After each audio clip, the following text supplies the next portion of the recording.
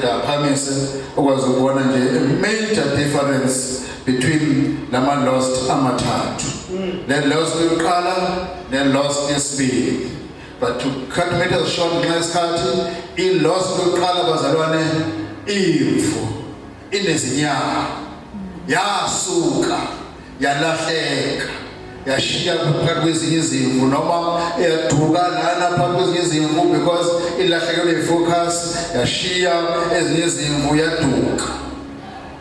Lost yesibili esikhulume ngayo indodana ihambile izihambela ngezinyawo zombili yasuka phakathi kwabanye abantu bomndeni yalahleka.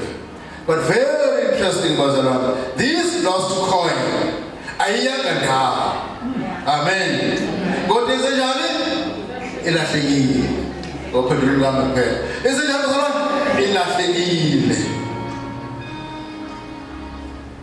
Ihambile? No. Ithathiwe? No.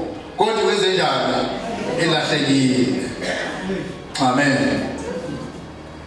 Here is a coin elidukele umnikazi khona phakathi endlini. Nezo lebo zalona na silu na simemba eduke ikhona endlini. Amen. But umnikazi uthini akayibone. Amen. Iduke kubazalwane iphumile? No. Ikuphi? Phakathi endlini. Kodwa inkinga yini? Umnikazi akayibona. Amen. Bazalwane bami kuzokwakhala, don't take this thing personally, but ngizothi we need to make sure ukuthi siphakathi endlini singahambanga singezanga asidukanga. Did not make any noise, asicomplainanga, asenzanga lutho, but inkinga yini? Sidukile siphakathi endlini. Amen. Hey, bazalwane, there is something deep. Get lost coin. I found the lost sheep. Enyamalele ashiya ezinye izimvu. I found the lost man. Ehambile. This coin. Ngithe ngisibiza ngabantu qale. Lo muntu lo thu icoin yena udukele kuphi? Ekhona phakathi endlini. Kodwa inkinga yini? Udukile. Amen. Yes, nesithi kasha ke ekhona. Amen. This is the problem that we need to preach every day and say bazalwane asibe ngabazalwane who are here and not only here, be active in the cause. Amen. So that umnikazi engezusho ukuthi lo angimazi because uduke ekhona endlini. He is a member here, but umnikazi unjani bazalwane akamboni. Hallelujah. Amen. It's a very, very serious loss because it affected Christian iningi labazalwane. Ngokuba when we come here, sometimes kufika lo ukuthi mina ngizazi ukuthi eyami role ithini. Nesazalwane. And there is a lost. Now, our reasons bazalwane engenza ukuthi sibe ne lost coin la endlini. Sibe nabazalwane lost coin la endlini. Ukuthi there is no proper direction from the leadership, from us. Amen. Afika ukade belendini angazazi wenzani because akanikezwa direction. Amen. Sebona ukuthi manje angibheka uHadebe but inkinga ngibuka kwabani? Leadership. Hallelujah. All Hadebe wenzayo kusuka ekhaya eze asukelana godwa azathi hayi lento siyangibhora manje. Ngcono ngihlala ekhaya. Oh lento siyangibhora ngobheka enye indawo. Lapho yabazalwane we conference yabantu abasha eseWorld Spirit ngoJune. Khona question engasoze ngayikhona empilweni yami from anonymous questions. The question ngumzalwane osebrethren ukuthi brethren abantu abasha abezilutho la ngaphandle abantu abasha ba-active nami sengiyafisa ukuphuma ngiyekhona. Anonymous question. Amen. Who do you blame? Do you blame her? No. You blame who? Us. Because asikunikanga lo mntwana i-role to play. Meta kwenziwa lutho usho ukuthi nami akho umuntu akathenza ukuthi nothenza ukuthi therefore la ngaphandle kuyenziwa nami sengicabanga ukuya khona. Samphendula ngendlela semphendula ngazo manje lisekayo. Amen. So inkinga yabazalwane ukuhlala singenzi lutho and we remain lost coins. Ihlungu lebazalwane ikhale bathini sayigcine ngayo. Amen. But don't take it personal. It's for building the church. Amen. Amen. The lost coin. Still Paulo qala yini? Proper direction by leadership. Secondly, the fear of the unknown. Amen. A fear of the unknown. Iyababulala abantu. Amen. Which way? Mina. Ebazalwane ngisho kahle akekho lo mzalwane nezwe lemantu khona. I fought somebody. Imkhuthaza ngithi phela you know I want you to be active. Be active bazalwane. Yazi lethi so be active. So wena ngizofaka committee. Uthakuza liphila umboniso lwethu. But she was joking, of course. All right, she was joking. No, so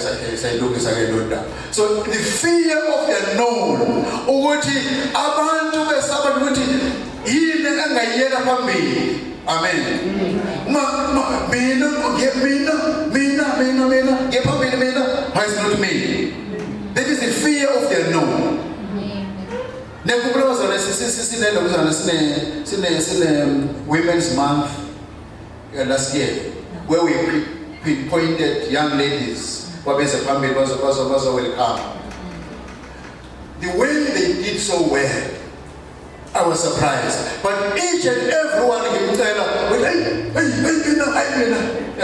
that is the fear of the unknown bazalwane. Usaba ukuthi mekeza phambili yena kokungcwatshiwe. Amen. Hallelujah. Amen. This is the second reason ayes would spend a man lost coin. The fear, one, leadership, again, direction. Two, the fear of the unknown. I think the temples are not no fear. We saba ito kaya to saba. Ito ngeko. We serve God.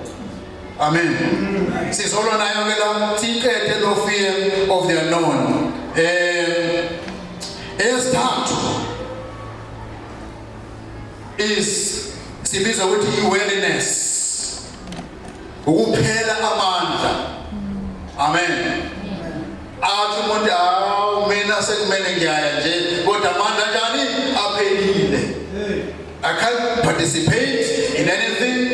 Mefuni choir, I can't go and sing. I can't do it. Ngiphelele amandla. It is called biblically awareness. Amen. At Isaiah izinsizwa zawuphela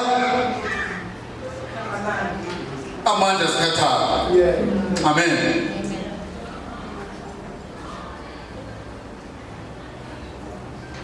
But today was not akhona amandla amasha. Hallelujah. There is power from above. Anikezwa izinsizwa ezikhatheleyo. Omama abakhatheleyo. Obaba abakhatheleyo. Akhona amandla amasha owatholayo so to wake up and be part of the congregation. Hallelujah. No wonder when they come here, Gama Wednesdays, it's rare, very, very rare which is to receive more than 10. Sisters tell like nothing on the routine. I say, stupid self-footage. Amen. So seize yourself foot. In Ingani, your penamanda, awareness. Amen. Now, let me close with as two, as sensitive. This is a special apostle. These are sensitive as well. Negligence. Negligence, yes, we must be a lost coin. Pagate umnikazi webandla ngababona abantu bekhona like inkosikazi elahlekelwe ile coin. Negligence akana ndaba lomuntu kuyamenyezela izinkonzo akuthi ndika akugqizi kakala akana ndaba kuyahanjwa akana ndaba kuyiwaphi akana izikhathi akana ndaba. Amen. Negligence. Now, a sensitive word laziness. Amen. Painful things was already in laziness. Yes, ebandleni kube khona ama lost coins. Ukhona but yakafuneka zakuthu. Amen. Amen. Khona nomuntu but he's so lazy that he doesn't want to do anything. Sometimes the laziness stubbornness asifane nalo esibazalwane ukuze siqhubeke phambili neprogram yethu yosuku. Hebrews chapter 12.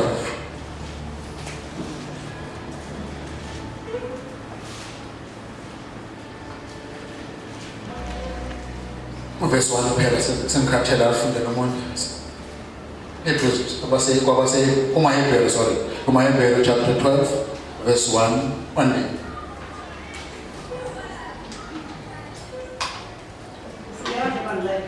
Ngalokho-ke nathi lokhu sinefu elingaka labofakazi elisiphakileyo masilahle konke okusindayo nesono esithandela kangaka kithi sigijime ngokubekezela kulokuncintisana.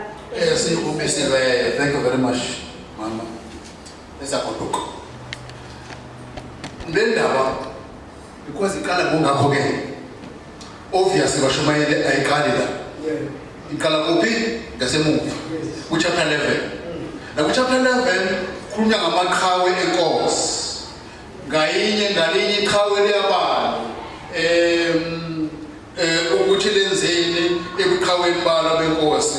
Lapha kubalwa Enoch, balu Noah, balu Abraham, balu Sarah, balu Abraham noIsaka, kubalwa kwehliwe njalo, kuzobalwa kubalwa uGideon noBaraki, kuzofika la kubalwa khona nesigila mkhuba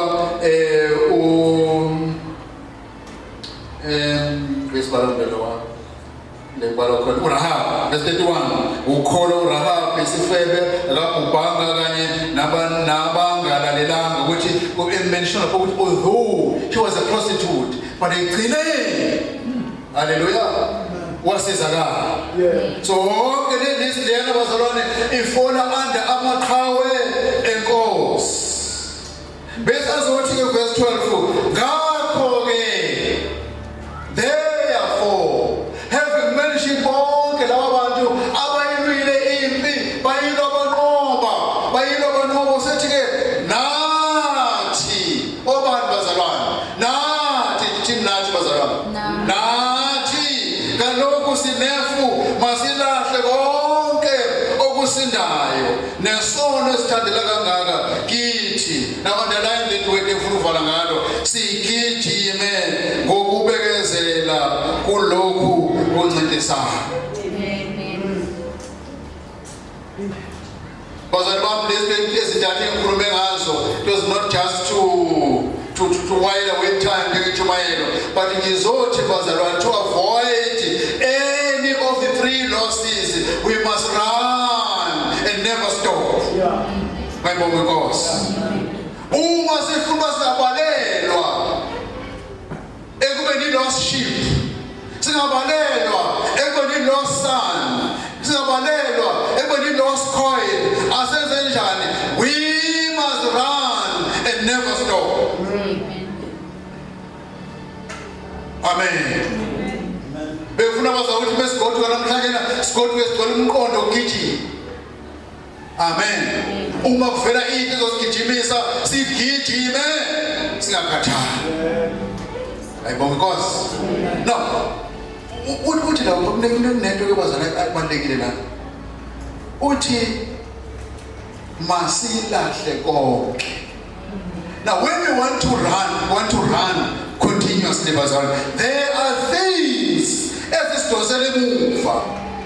Kunamananga sidosele emuva. Namhlanje as I preach, khona good people abathi ayeke from now on nami ngizogijima. But guess what? Kuthi befike ekhaya abe khona onyenyezayo athi ayisuka yeke leyantihlo. Amen. Ekugijimeni kwethu kukhona izinkinga usathina sidosele emuva ngazo. Khona inhlupheko, khona ukweswela, khona ukugula, khona all kinds of troubles. But umbhali uthi sigijime ngokubekezela. I beg you bazalwane bami. Ngiyanicela ngiyazihlisa. Asigijime ngokubekezela. Amen. No matter what. No matter what kind of a storm efikayo. Thina sibheke emuva. We run as if we are mad. Run continuously. Njalo Paul kwabaseKorinte ebuqala verse chapter 9 verse 24 25 uyagijima engathithi ushaya umoya. Ugijimela ukufika bazalwane emgomeni. So not today siyancengana bathandekayo. Let us run without stopping. My bonge Nkosi. As we live namhlanje na asihambe nesifungo sokuthi I'm going to run and never stop. I'm going to run ngibekezele. I'm going to run without complaining. I'm going to run ngabheke emuva. Asigijimeni bazalwane. Inkosi ibusise nesenze njalo. Amen. Amen.